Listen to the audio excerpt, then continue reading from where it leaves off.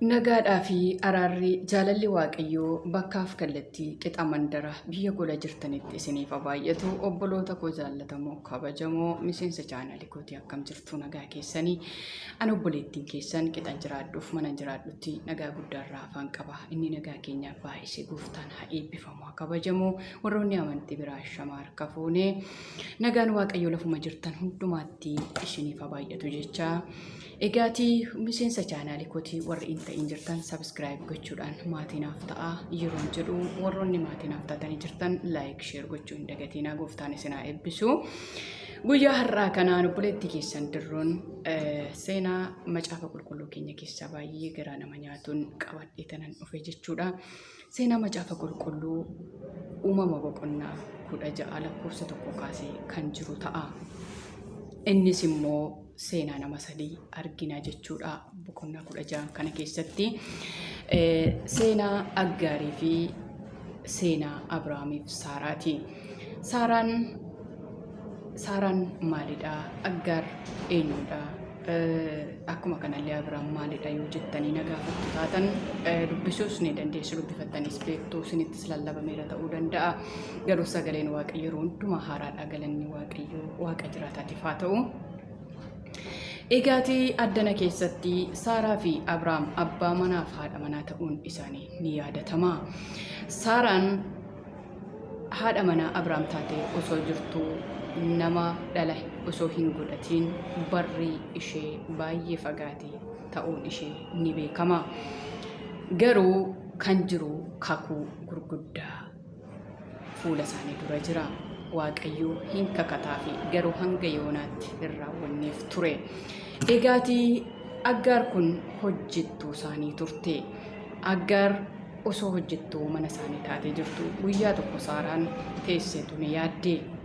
Sababiin isaayyuu namni gaafa gaa'ela dhaabbatu ijoollee godhatee maqaa geddarachuudha. Akkuma isin beektan akkuma namni hundumtuu beekudha. Kanaafiyyuu isheen garuu hin heerumte gaa'ela dhaabbatte malee dhala godhachuu hin dandeenye. Rakkoon eenyu bira akka ta'ellee hin baramne. Kana booddee gaafa teesse yaadduu Abrahaam abbaan manaa koo kun hojjettuu koo Aggaar kana bira yoo ga'ee isheen hin deessi ta'a. Gaafa isheen deessu immoo maqaan koo hin geddaramaa jetteetu yaadde. Kana booddee yaada ishee kana abbaa manaa isheetiif ibsuun dirqama isheetti ta'e. Deemtee Abrahaam yaa abbaa manaa koo osoo hojjettuu koo Aggaar kana bira geesseetii isheen ulfoofti ta'a. Ulfooftee ilma ni deessi. Gaafa isheen deessu kanammoo maqaan koo hin geddaramaa jetteetu itti dubbatte. Kana booddee Abrahaamis yaada ishee kana fudhatee tolee jedheeni. Erga inni tole jedheetii booddee hojjettuu ishee Aggaar kana fuutee abbaa manaa isheetiif laatte. Hojiin isheen gochaa jirtu kun hojii ulfaataa ture. Garuu maqaan ishee geddaramuun dirqamatti ta'e. Kana booddee gaafa abbaa manaa isheetiif laattu abbaan manaa ishee kunis hojjettuu isaa Aggaar kana bira ga'ee isheenis ni ulfoofte. Erga ulfaa'uu ishee kana ofirratti beektee Aggaar giiftii ishee yookiis immoo hojjechiiftuu ishee kana Saaraa ulfina dhowwatte. Kana booddee Saaraan yommuu yaada ishee kana hubattee baay'ee gadda guddaan itti dhaga'ame. Erga gadditee booddee kara abbaa manaa ishee Abrahaam kana dhaqxee yaa Abrahaam abbaa manaa koo ani hojjettuu koo kana akkati bira geessee isheen deessuuf anatu siif laate. Anaaf si gidduutti waaqayyo hafaradu isheen ulfina na dhowwattee jette. Kana booddee Abrahaam akka kana jedheetu deebiseefi yaa Saaraa hojjettuun kee kun harka kee keessa jirti. Waanuma gaarii ta'ee sitti mul'ate ishee irratti gochuu ni dandeessa ittiin jedhe. Kana booddee isheenis hojjettuu ishee kanatti hojii baay'isuudhaan gadi ishee qabde.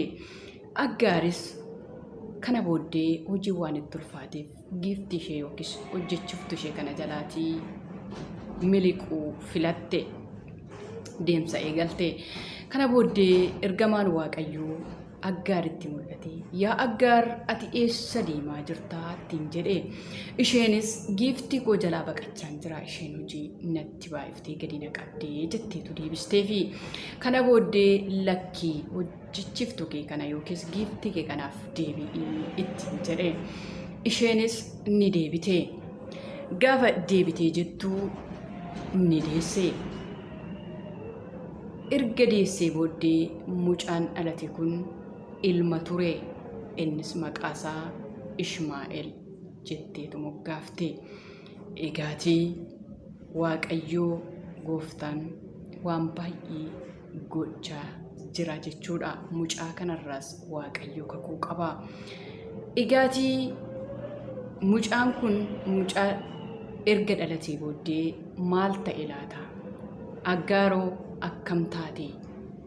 Kutaattaa nutti macaafuma qulqulluu keenya keessaa uumama boqonnaa 21 lakkoofsa 9 qabadhee kutaa lammaffaa isaatiin hangan deebi'utti isinis dubbisaa.